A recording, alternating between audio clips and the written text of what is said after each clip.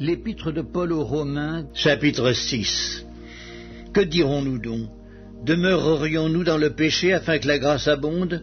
Loin de là. Nous qui sommes morts au péché, comment vivrions-nous encore dans le péché? Ignorez-vous que nous tous qui avons été baptisés en Jésus-Christ, c'est en sa mort que nous avons été baptisés?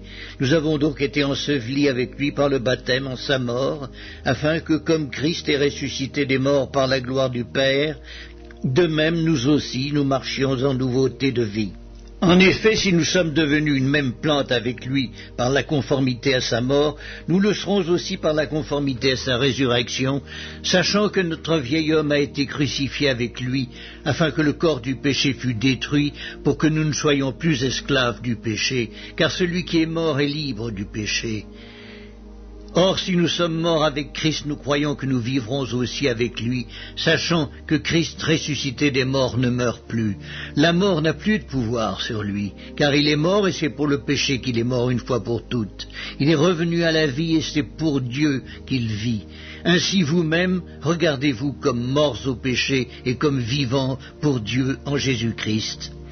Que le péché ne règne donc point dans votre corps mortel, et n'obéissez pas à ses convoitises, ne livrez pas vos membres au péché comme des instruments d'iniquité, mais donnez-vous vous-même à Dieu comme étant vivants de mort que vous étiez, et offrez à Dieu vos membres comme des instruments de justice, car le péché n'aura point de pouvoir sur vous, puisque vous êtes non sous la loi, mais sous la grâce. Quoi donc? Pécherions-nous parce que nous sommes non sous la loi mais sous la grâce? Loin de là. Ne savez-vous pas qu'en vous livrant à quelqu'un comme esclave pour lui obéir, vous êtes esclave de celui à qui vous obéissez, soit du péché qui conduit à la mort, soit de l'obéissance qui conduit à la justice? Mais grâce soit rendue à Dieu de ce que, après avoir été esclave du péché, vous avez obéi de cœur à la règle de doctrine dans laquelle vous avez été instruits. Ayant été affranchis du péché, vous êtes devenus esclaves de la justice.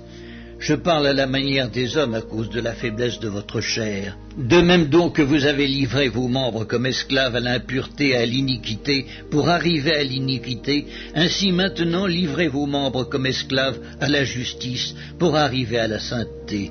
Car lorsque vous étiez esclaves du péché, vous étiez libres à l'égard de la justice. Quels fruits portiez-vous alors?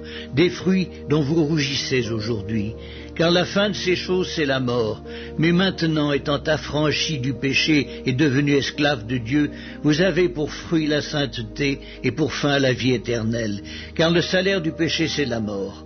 Mais le don gratuit de Dieu, c'est la vie éternelle en Jésus-Christ, notre Seigneur.